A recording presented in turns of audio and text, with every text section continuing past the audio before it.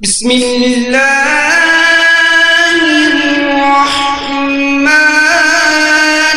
الرحیم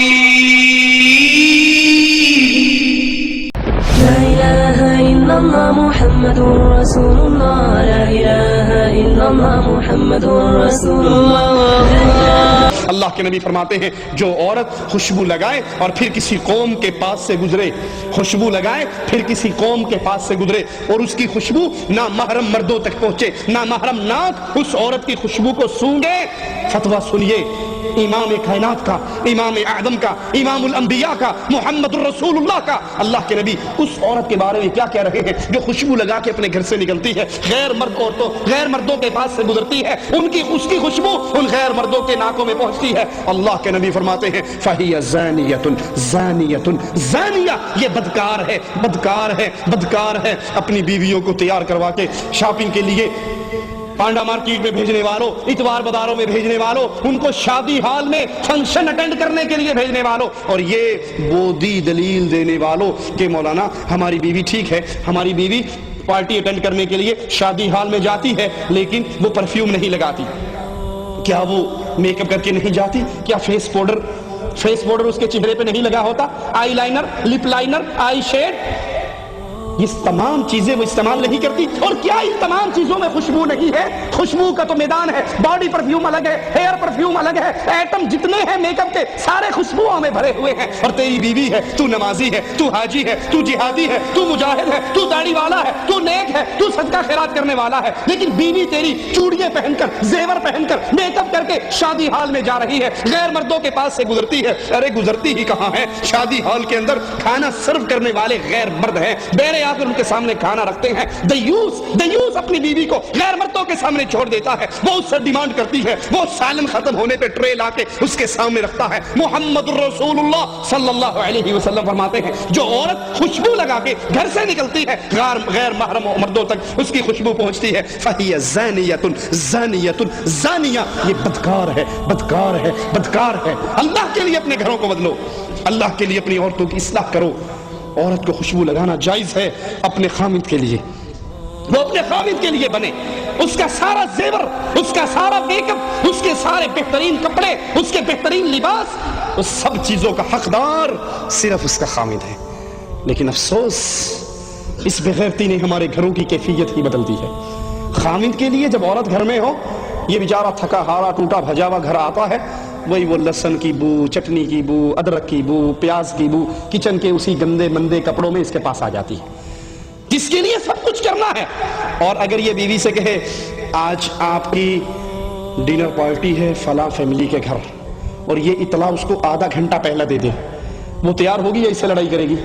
آدھے گھنٹے میں کیسے تیاری کر سکتی ہوں؟ آپ بھی کمال کرتے ہیں، مجھے کم از کم 1.5 گھنٹہ پہلے تو بتایا ہوتا، میں نے تیار ہونا ہے، میں نے کپڑوں کے ساتھ میچنگ جیولری پہننی ہے، سوٹ کی میچنگ کی میں نے شوز پہننے ہیں، میں نے فلاں تیاری، اب آدھے گھنٹے میں کیا کروں؟ یہ مسکین جو مہینہ مہینہ اپنی بیوی کے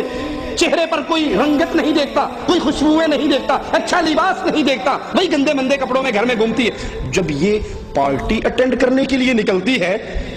تیار ہو کے گھر سے نکلتی ہے، بندہ بھی 4 دفعہ اس کو دیکھتا ہے، میرے والی ہے، کوئی اور تو نہیں آ گئی، یہ تبدیل تو نہیں ہوگی؟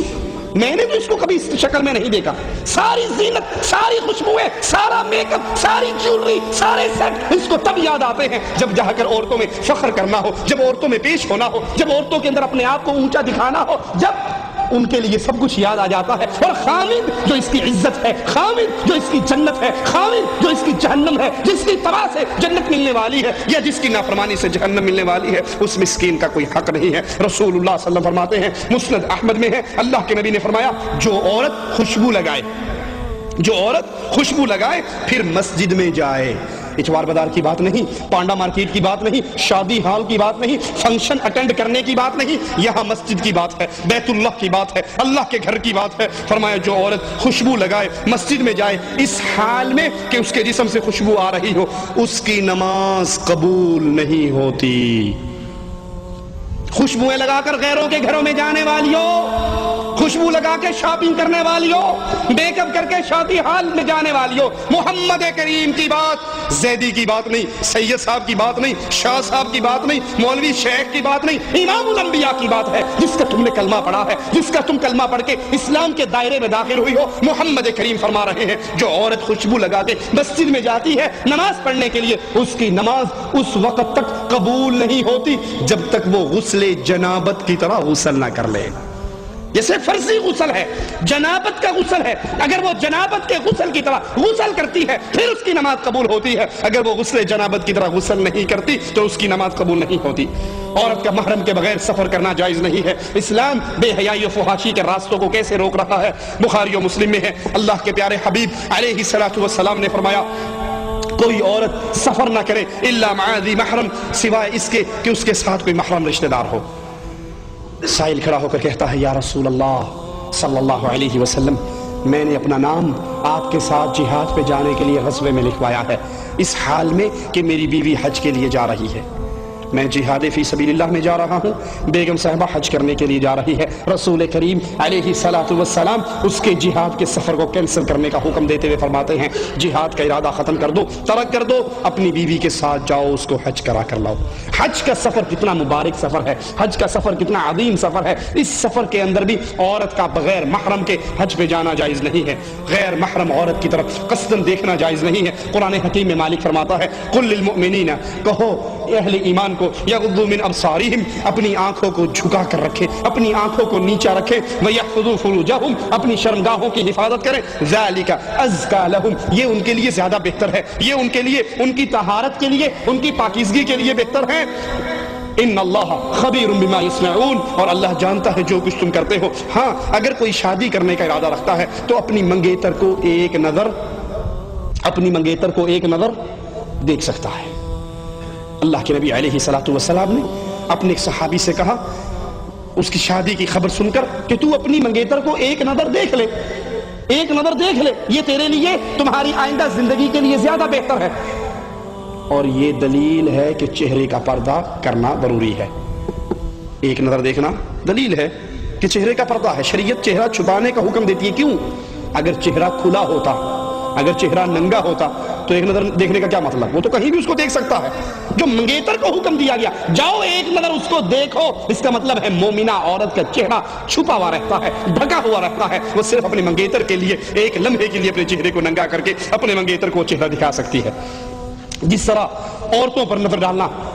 غیر محرم نامحرم عورتوں پہ جائز نہیں، اسی طرح ان لڑکوں کی طرف دیکھنا جن کے چہرے پہ داڑھی مونچھ نہیں آئی، امرد بچے ہیں جن کے چہرے کے اوپر خوبصورتی اور معصومیت ہے، داڑھی اور مونچھ نہیں ہے، ان کی طرف دیکھنا بھی جائز نہیں ہے۔ یہاں یاد رکھیے ان صوفیاء کی بکواسات کو جنہوں نے لڑکوں کے ساتھ عشق و شوخی کرنا، عورتوں کے چہروں کو دیکھنا دین کا حصہ، عشق مجازی کو عشق خدائی کا حصہ سمجھتے ہیں۔ امداد اللہ مہاجر